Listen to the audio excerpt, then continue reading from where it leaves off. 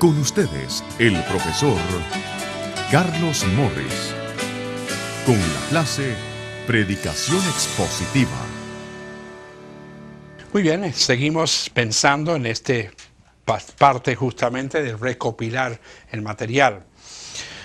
Desde luego que una vez que tenemos esa idea original de alguna manera nos ha llevado también a pensar en el tema del mensaje, y ya tenemos entonces el tema de la porción que se convierte en el tema del mensaje y el tema específico del mensaje, después el aspecto particular. Llega la parte justamente de ir organizando el material, es decir, este proceso ahora va, se puede decir, de la mano del otro. Es decir, estudiamos ese pasaje a fondo, primero pensando en el texto, en varias versiones, para ir viendo el significado realmente y determinar, por ejemplo, si el lenguaje es literal o figurado. Y luego también viendo el contexto, es decir, eso es importantísimo para poder entender bien el pasaje. Ahora, hablábamos antes de leer lo que otros han escrito sobre el tema. Cuidado que es preferible que nosotros ya, a partir de este momento, es decir, organizando ese material, realmente sometiendo ese pasaje a un bombardeo de preguntas y viendo todo lo que nosotros hemos leído sobre ese material, las experiencias que hemos vivido sobre ese tema en particular, etc., ya de ahí va a ir naciendo prácticamente. Vamos a no solamente ver la idea central del pasaje, sino que eso a su vez nos va a ir sugiriendo toda una serie de pensamientos, ¿no es cierto?, sobre el particular. Y eso ya de alguna manera nos va a ir indicando algo sobre la estructura, que veremos después en un momento, la estructura del mensaje. Ahora, lo importante es que eso lo hagamos sin haber consultado otras fuentes. ¿Por qué digo esto?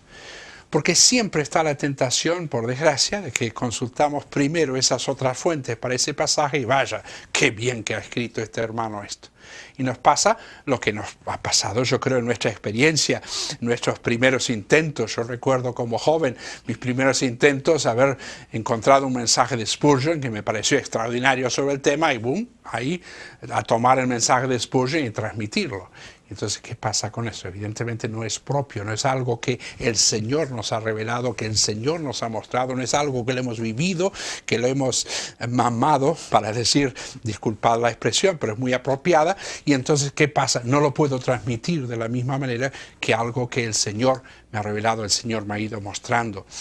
Ahora, pero sí puede servir la lectura de otros materiales, puede servir, eso sí, para, no sé si ustedes recuerdan como esas bombas manuales de agua que se usaban antes, que cuando había que empezarla, por lo menos en España lo llaman purgarla, había que primero echar un poco de agua. Parece ridículo, para sacar agua hay que echar agua, pero había que hacerlo, había que purgarla echándole agua y entonces uno empezaba a bombear y iba saliendo el agua. Para eso sí debe servir la lectura de estos otros libros, es decir, para producir en nosotros que vaya saliendo, aflorando otras ideas, o sea que se va produciendo lo que a mí me gusta llamar la reacción en cadena. Y para mí el valor de un libro, ¿saben en qué consiste? En cuánto me sugiere ese libro, cuántos pensamientos produce en mí. Y el valor de un libro no es tanto lo que diga en sí, sino lo que me sugiere. El proceso de pensamiento que comienza ese libro para mí es de un valor incalculable. Y es allí donde yo catalogo libros.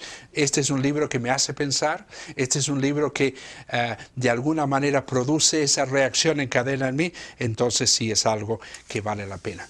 Y la otra cosa, antes de ya pasar al otro tema de la organización del material, es el hecho de que hacerlo con toda la anticipación posible. Con toda la anticipación posible. Yo sé que en muchos casos, debido a aquello que se suele llamar la tiranía de lo inmediato, yo sé que a veces es solamente una semana. Bueno, es una pena. porque tendría que ser más en lo posible. Pero en fin, por lo menos empecemos el lunes y es el domingo el que vamos a dar el mensaje. Por lo menos que sea el lunes, es decir, que tengamos toda la semana. ¿Por qué? Porque vamos a contar de esa manera con una ayuda tremendamente importante y es la ayuda del subconsciente. No voy a entrar en una explicación técnica de esto, pero Dios nos ha dotado con una mente excepcional.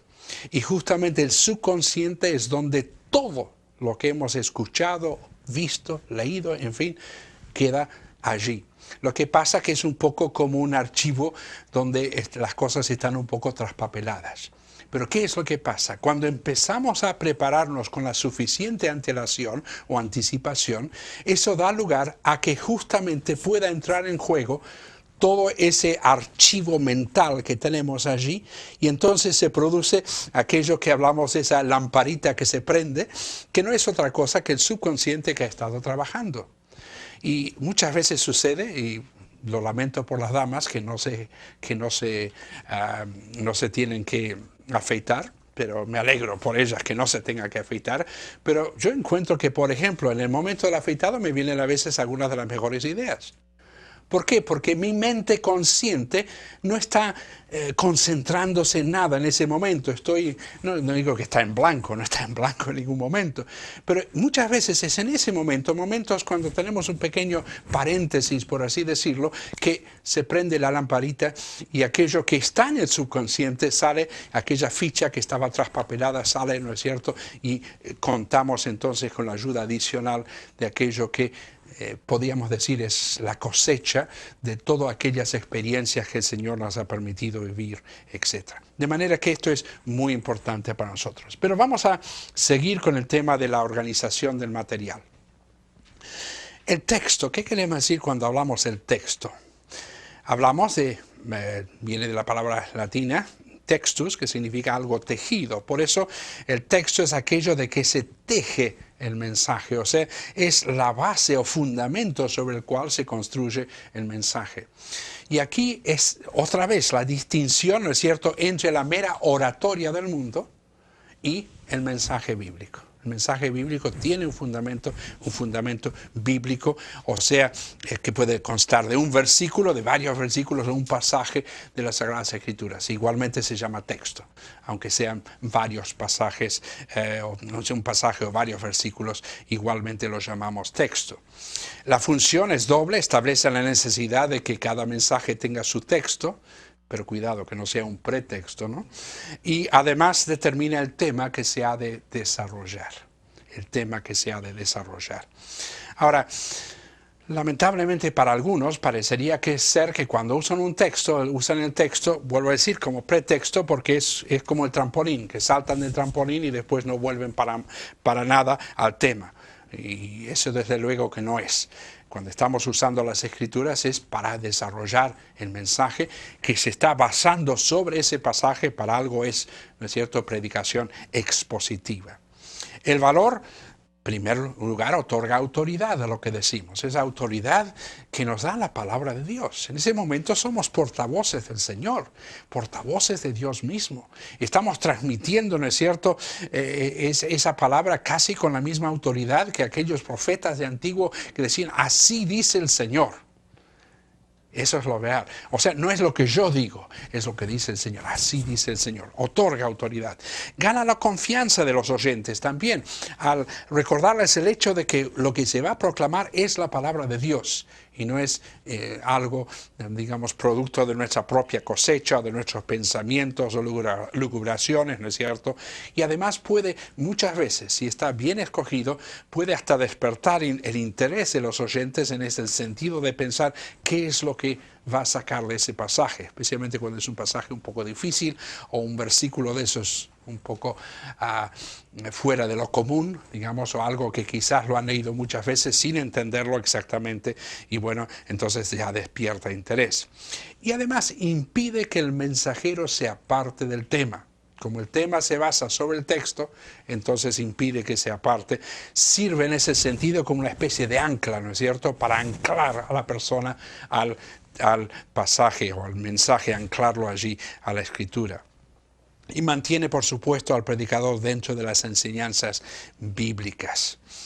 Ahora, le va a ayudar también en el proceso de elaboración del mensaje. No digo que sea más fácil, pero sí es una orientación muy importante el estar usando un pasaje bíblico y partir de un pasaje bíblico. Porque el análisis de ese pasaje muchas veces nos va a ir sugiriendo justamente a través de la idea central y luego las distintas ideas que se elaboran o que tienen que ver con esa idea central, nos va a ir sugiriendo, ¿no es cierto?, las distintas divisiones del mensaje. Ahora, en cuanto a la selección, está gobernada por varios factores. Ya lo hemos dicho, la necesidad espiritual de los oyentes, desde luego, la variedad de temas y doctrinas tratados recientemente. Cuidado que si estamos en una iglesia donde hay variedad en cuanto a quienes están hablando, entonces tenemos que estar atentos a qué temas han tomado otros y llevar un control de aquello, porque tenemos que recordar lo que decía el apóstol Pablo, que no había rehusado dar ¿qué? Todo el consejo de Dios. Hay temas que nos gustan mucho más que otros, pero hay veces que tenemos que examinarnos a nosotros mismos y decir, muy bien, ¿este tema hace falta o no hace falta? Bueno, yo sé que quizás este tema no me gusta tanto como otros temas. Muchos de nosotros tenemos temas predilectos, ¿no es cierto? Cuando estamos viajando por allí, temas predilectos, pero cuando estamos allí ante el deber, ¿no es cierto? Y mi situación es la misma que la vuestra, allí en la iglesia local, y estamos allí ante la necesidad, lógicamente queremos, ¿no es cierto?, tocar todo ese abanico maravilloso de temas que tiene la palabra de Dios. También la capacidad propia para tratar el texto, lo hemos mencionado antes, pero recordar las limitaciones propias. No puedo hablar de la consagración si realmente no soy un siervo consagrado. Y hay otros temas también que no podemos tocar, ¿no es cierto?, si realmente no estamos capacitados para ello.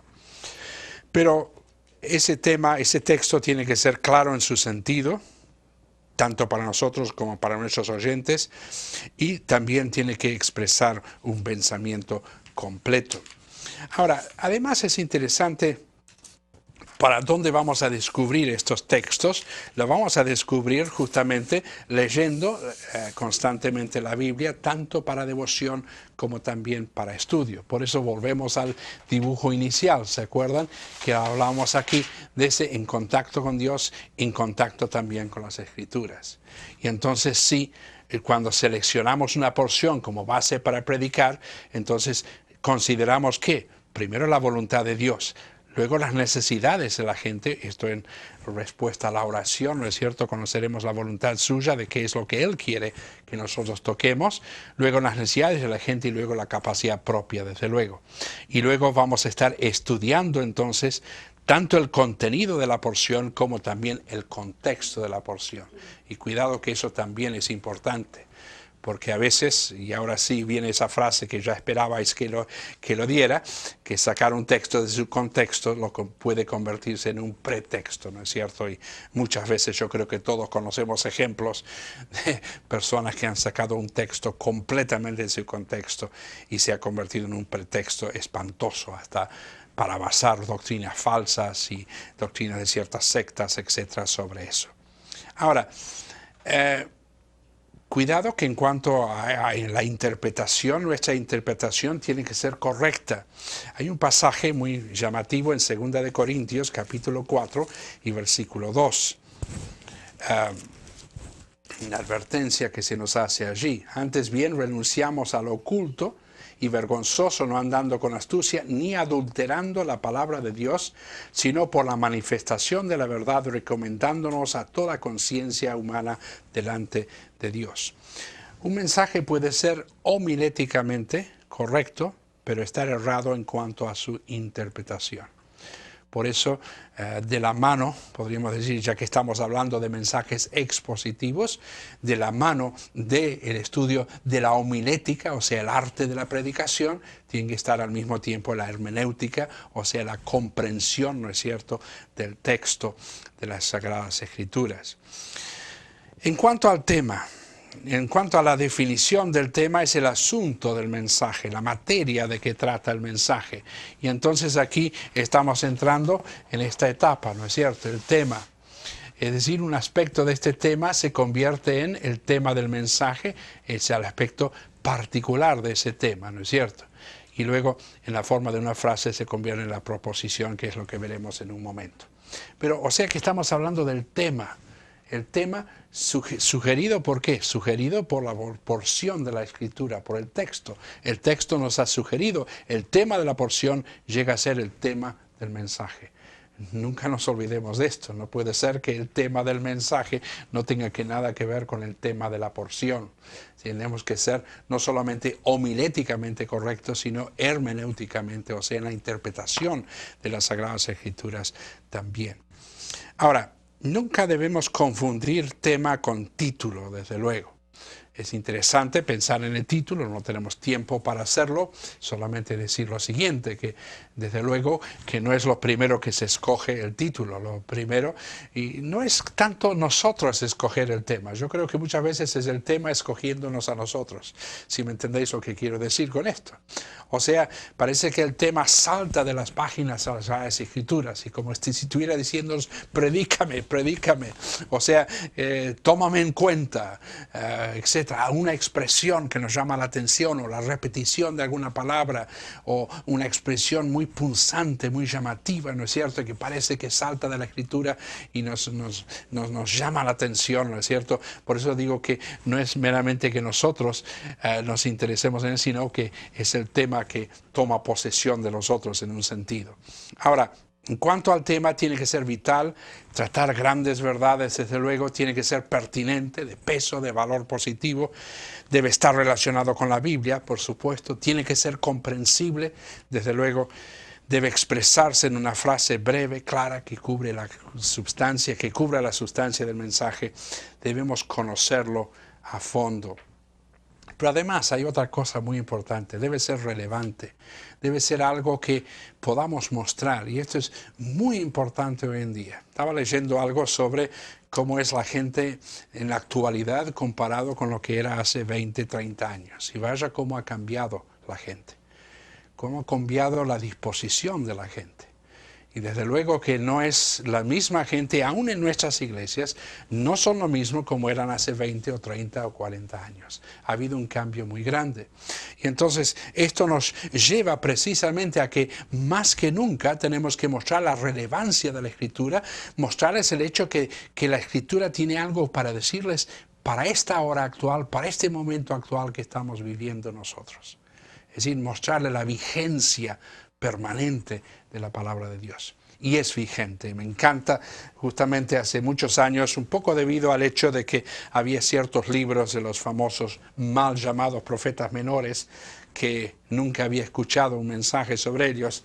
El Señor puso sobre mi corazón, y me pidieron después en España hacerlo, escribir algo sobre los mensajes mayores de los profetas menores. Y justamente es interesantísimo ver pasajes allí donde tiene una vigencia permanente.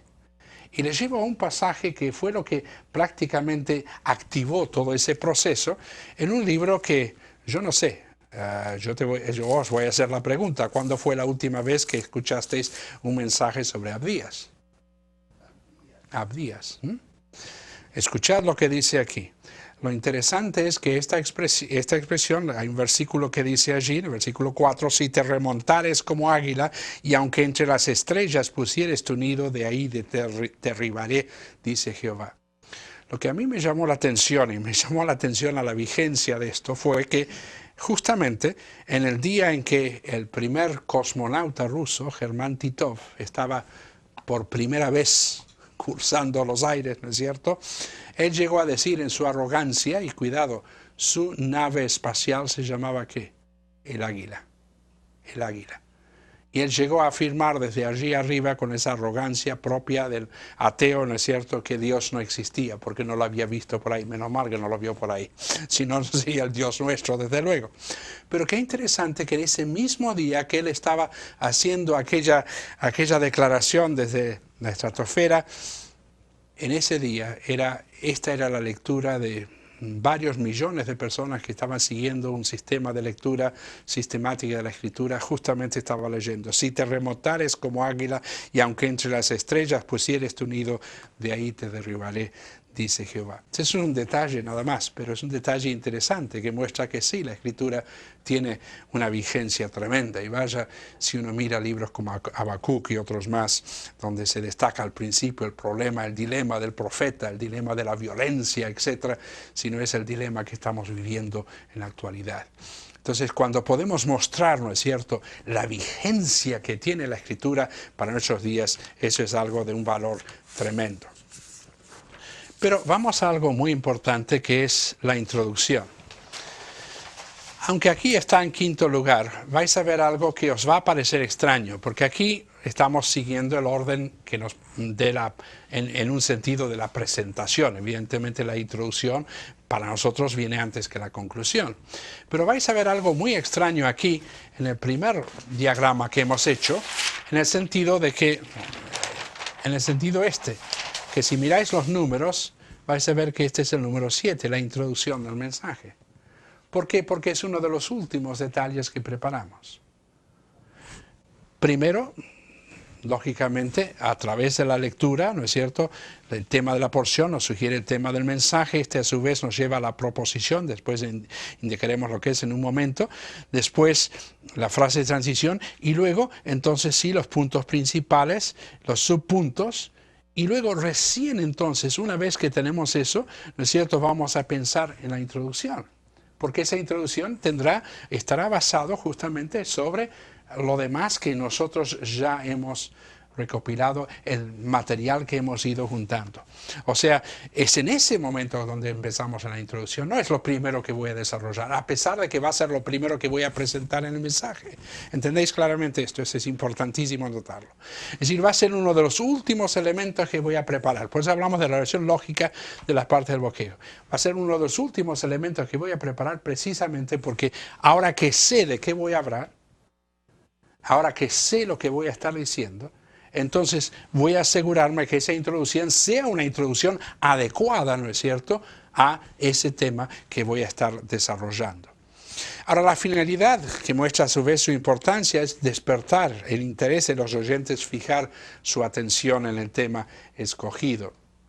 Desde el primer momento estamos librando una batalla por el interés de nuestros oyentes. Ellos vienen con su problemática, con sus dificultades, y lamentablemente uno quisiera que ellos puedan dejar los problemas, se los pudieran colgar allí atrás y entrar sin ningún problema, sin ninguna preocupación en su mente, pero no es así. Y entonces, por lo tanto, en esos primeros instantes del mensaje nosotros tenemos que lograr despertar el interés y fijar su atención en el tema escogido. O sea, estamos librando una batalla con los intereses que ocupan la mente de ellos. Decía Napoleón que una batalla hay que ganarla o se gana en los primeros 5 minutos. Lo mismo sucede en el terreno de la introducción. Por ejemplo, había un famoso constructor de barcos que decía que cada vez que iba a la iglesia se ponía mentalmente a estar ocupando su mente con su trabajo, hasta que un día escuchó al famoso Jorge Whitfield, y cuando lo escuchó a él, dice: ni siquiera llegué a poner la quilla. O sea, ni siquiera la base de aquel barco. O sea, captó su interés de entrada, y así ya estuvo atento al mensaje. Y eso es lo que se supone que tenemos que hacer nosotros.